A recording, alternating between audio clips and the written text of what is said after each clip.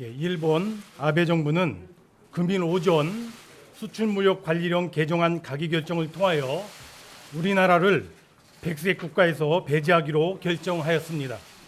지난 7월 4일 세계 품목 수출 규제 시행에 이어 이번 백색 국가 배제에 이르기까지 일련의 조치는 그간 양국이 어렵게 쌓아온 협력과 신뢰관계를 근본적으로 훼손시키는 행위라 아니할 수 없습니다.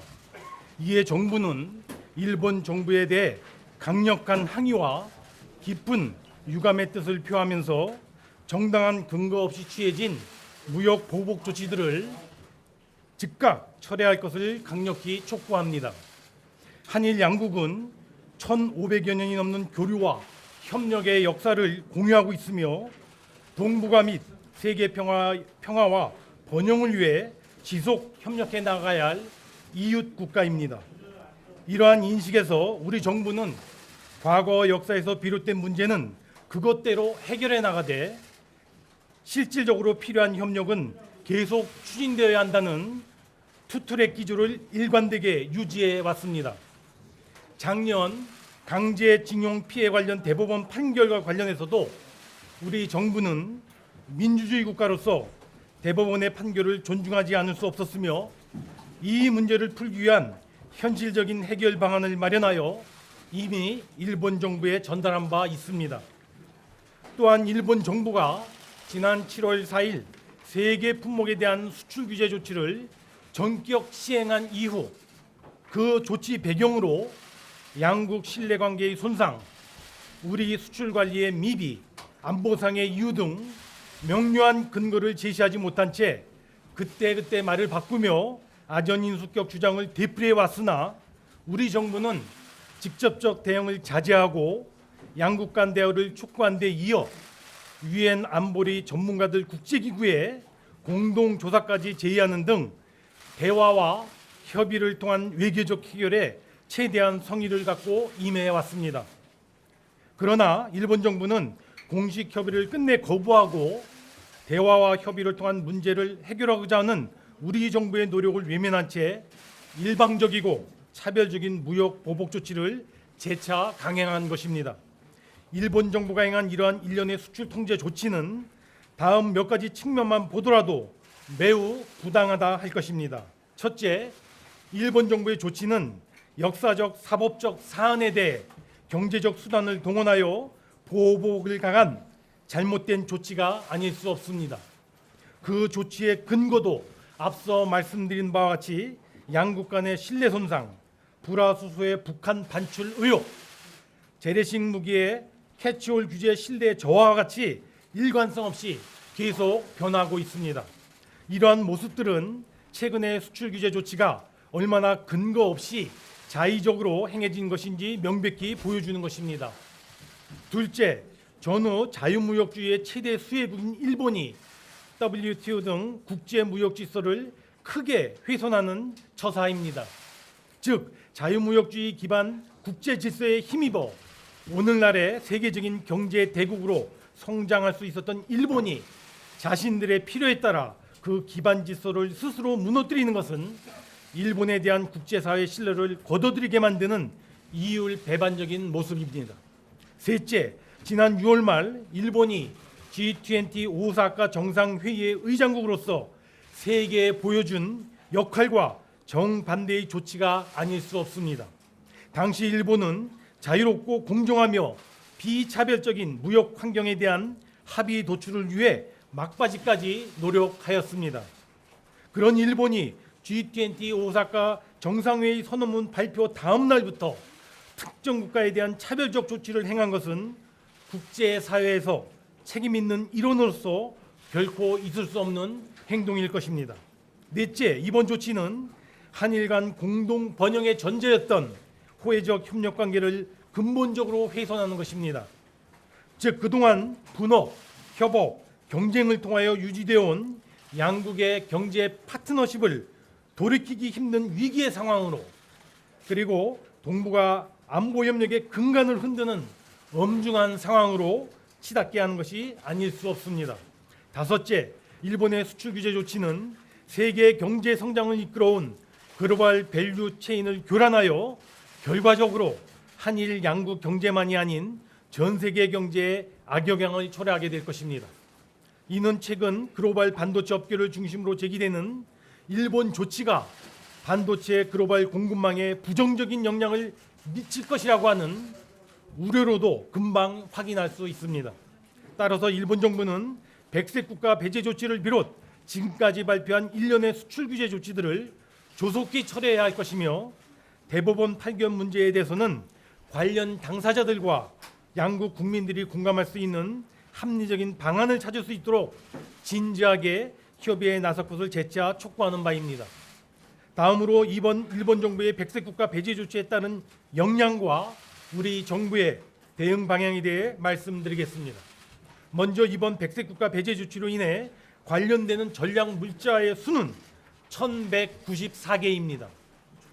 이 중 이미 민간 품목에 해당되어 건별 허가가 이미 적용되고 있었던 품목들, 그리고 국내에 미사용되던가 일본 내에 생산되지 않는 등으로 관련이 적은 품목들, 그리고 소량 사용 또는 대체 수입 등으로 배제의 영향이 크지 않은 특정 품목들을 제외하면 총 159개 품목이 영향을 받을 수 있을 것으로 보여집니다.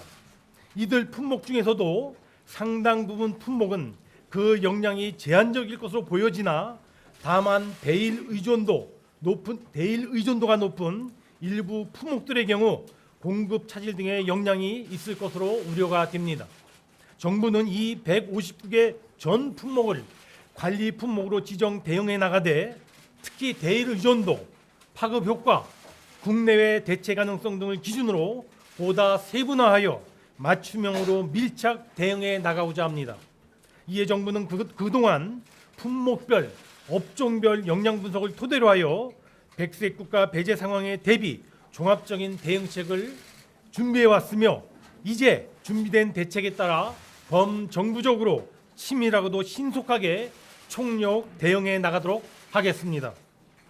우선 일본 정부에 대하여 강력하게 항의 조치하고 앞으로 수출 규제에 대한 대응을 더욱 강화해 나가겠습니다. 여러 통로를 통해 일본 정부에 이번 조치가 철회되도록 강력히 요구하고 양자 협의 제기를 촉구해 나갈 것입니다. 앞으로 외교적 해결을 위한 노력을 지속할 것이지만, 우리도 일본을 백색 국가에서 제외하여 수출 관리를 강화하는 절차를 밟아 나가겠습니다. 또한 국민들의 안전과 관련된 사항은 관광, 식품, 폐기물 등의 분야부터 안전 조치를 강화해 나갈 계획입니다. 그리고 일본 조치의 부당성에 대한 국제사회의 공감대를 만들어내려는 국제 공조 노력도 가일층 속도 내겠습니다. 일본의 수출 규제 강화 조치는 WTO 규범에 전면 위배되는 조치인 만큼 WTO 제소 준비에 더욱 박차를 가해 나가겠습니다. 아울러 그간 주력해왔던 주요국, 국제기구, 신평사 등에 대한 아웃리치 활동에도 더 적극적으로 전개해 나가도록 하겠습니다. 두 번째, 기업 피해 최소화 및 정부 지원입니다. 이번 일본 조치로 인하여 당장의 어려움을 겪게 될 기업들의 피해를 최소화하기 위한 방안들에 대해 말씀드리겠습니다. 기업에게 지금 가장 시급한 것은 정보입니다. 즉, 수출 규제의 불확실성이 지속되는 상황에서 기업들이 안정적으로 경영활동을 하기 위해서는 정확한 정보 제공과 즉각적인 애로 해소가 중요할 것입니다. 온 오프라인을 통하여 일본의 수출 규제 제도와 그에 따른 역량, 정부 지원 내용 등에 대한 정보를 적시에 충실히 제공하겠습니다. 이와 관련하여 관련 정보들을 쉽고 편리하게 파악할 수 있도록 금일 전략물자 관련의 관련 전용 홈페이지를 개설, 오늘부터 운영해 나간다는 점을 말씀드립니다. 또한 지난 7월 22일부터 이미 가동을 시작한 소재 부품 수급 대응 지원센터는 기업 애로 상담 및 맞춤형 컨설팅을 통하여 수급 애로 등 어려움을 원스톱으로 해결해 나가고자 노력하겠습니다. 무엇보다 소재 부품을 안정적으로 조달할 수 있도록 단기 공급 안정화에 최선을 다하겠습니다. 우선 정부는 물량 및 대체 수입처 확보를 지원해 나가겠습니다. 수출 규제 관련 품목 반입 시 신속히 통관될 수 있도록 24시간 상시 통관 지원 체제를 가동하고, 서류 제출 및 검사 선별을 최소화하여 물량 확보에 최선의 지원 노력을 기울여 나가겠습니다. 앞서 말씀드린 159개 관리 품목의 경우 보세 구역 내의 저장 기간을 연장하고 수입 신고 지연에 대한 가산세를 면제하겠습니다. 또한 새로운 해외 대체 공급처를 발굴할 수 있도록 조사 비용 중 자부담을 50% 이상 경감하는 등 현지 활동을 지원하고 대체 수입처 확보를 도와주는 거점 무역관을 각 지역별로 지정하여 지정된 거점 무역관이 지역별 공급처에 대한 정보를 종합적으로 제공토록 하겠습니다. 아울러 백색 국가 제도와 관계없이 특별 일발 포괄 허가를 허용하는 일본의 CP 기업 제도도 가능하다면 우리 기업들이 충분히 활용할 수 있도록 이에 대한 안내 및 활용도 적극 유도해 나가겠습니다. 또한 소재 부품 부족 물량을 조속히 대체할 수 있도록 생산 설비 친증서를 적극 지원해 나가겠습니다. 수출 규제 대응이 필요한 업체에 대해 제품 개발, 기술 개발 등 꼭 필요한 부분에 대해서는 화학 물질 등의 인허가 기간을 대폭 단축하고 아울러 특별 연장 근로의 인정 및 재량 근로제의 활성화도 적극적으로 도모해 나가겠습니다. 피해 기업에 대한 예산, 세제, 금융 등 정부 지원도 차질 없이 조속히 시행해 나가겠습니다. 소재 부품 장비 분야의 기술 개발, 실증 및 테스트 장비의 구축, 설비 투자 자금의 지원 등 당장 수출 규제 대응을 위하여 한시라도 빨리 착수해야 하는 사업 예산 약 2,700억 원에 대해서는 근본 추경, 국회 추경 심의 시 우선 확보하고자 협의 중이라는 말씀을 드립니다. 소재 부품 장비 산업 경쟁력 강화를 위한 본격적인 소요 예산은 지금 한창 편성 중인 2020년도 예산안부터 획기적으로 반영해 나갈 방침입니다. 또한 소재 부품 장비 분야의 기술 개발을 촉진하기 위하여 R&D 및 시설 투자 세액공제 적용 대상을 확대하겠습니다. 일본의 수출 통제로 인해 대체국에서 해당 물품이나 원자재를 수입할 경우에 기존 관세를 40% 내에서 경감해주는 할당 관세를 적용하여 업체의 부담을 경감시켜드리겠습니다. 이와 함께 근본 조치로 어려움을 겪게 되는 기업들을 위하여 국세 납기를 연장하고 징세를 유예하며 부가가치세 환급금을 조기에 지급하고 세무조사를 유예하는 등 다각적인 세정 지원 조치도 추진해 나가겠습니다. 관세에 대해서도 부담을 완화를 위하여 관세 납기를 연장하고 분할 납부를 시행하며 관세 조세, 관세의 조사, 외환의 검사, 원산지 검증 등도 유예하겠습니다. 아울러 피해 기업의 자금 회로가 최소화되도록 신속하고 충분한 금융 지원을 최대한 강구해 나가겠습니다. 먼저 피해 기업 대상 대출 및 보증 만기 연장을 추진하고 최대 6조 원 규모의 운전 자금을 추가 공급하겠습니다. 소재 부품 기업 대상 정책금융 지원 프로그램을 신속하게 집행하고 설비 투자라든가 R&D, M&A 자금 수요도 다각적으로 지원해 나가겠습니다. 세 번째, 산업 경쟁력 강화 및 체질 개선을 위한 근본적인 조치입니다. 이번 기회에 우리 산업의 대일 의존도를 획기적으로 낮추고 경제 체질을 근본적으로 강화하기 위해 항구적인 대책도 마련하였습니다. 특히 우리의 소재 부품 장비 산업 경쟁력을 강화하는 데 최우선적으로 역점을 두었습니다. 주력 산업의 공급망에 결정적 영향을 미치는 100여 개의 전략 핵심 품목을 중심으로 R&D 등에 매년 1조 원 이상의 대규모로 추가 지원해 나가고 자립화가 시급한 핵심 R&D에 대해서는 예타 면제, 세액 공제 등도 적극 추진해 나가겠습니다.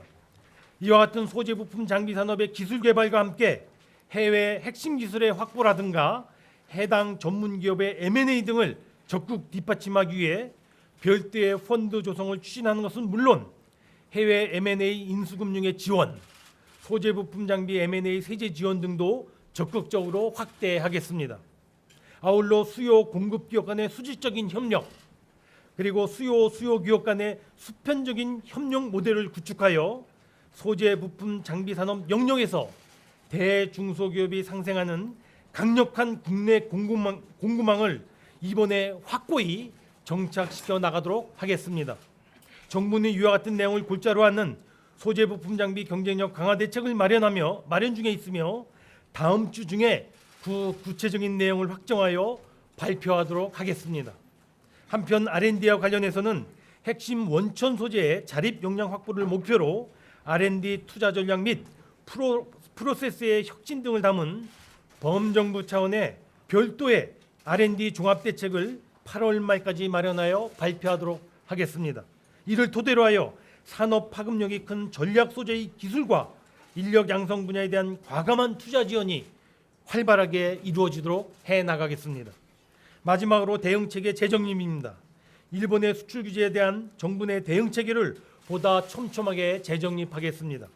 우선 현재 운영 중인 일본 수출 규제 대응 관계 장관 회의와 경제활력 대책회의 등 장관급 협의체를 중심으로 신속하고도 적극적으로 대응해 나가되, 이와는 별도로 차제 소재 부품 장비 경쟁력 위원회를 신설하여 이번에 마련된 경쟁력 강화 대책이 한치의 차질도 없이 추진될 수 있도록 각별하게 지원해 나가겠습니다. 아울러 2021년에 일몰 예정인 소재 부품 특별법을 상시법으로 전환하여 상시 지원 체제를 갖추어 나가도록 하겠습니다. 정부의 장관급 회의체와 상시 협업할 수 있도록 민간 CEO 이상의 고위 민간 협의체를 가동하는 한편, 지난 7월 31일 날 처음으로 출범한 일본 수출규제대책 민관정 협의회 운영을 적극 활성화하여 민간과 정치권, 노사 그리고 정부가 힘과 지혜를 모아 한 목소리로 대응해 나가도록 하겠습니다. 국민 여러분, 정부는 이상에서 말씀드린 바와 같이 일본의 백색 국가 배제 조치에 대비하여 그동안 촘촘하게 준비해 왔습니다. 이번 일본의 배제 조치는 8월 말부터 시행될 것으로 예상되는 바, 정부는 동조치 시행에 앞서 그동안 준비해온 대책들을 최대한 신속하고도 차질 없이 이행해 나가도록 하겠습니다. 정부는 국민을 믿고 흔들림 없이 대응해 나가겠습니다. 국민 여러분들께서도 정부를 믿고 적극 힘을 모아주실 것을 부탁드립니다.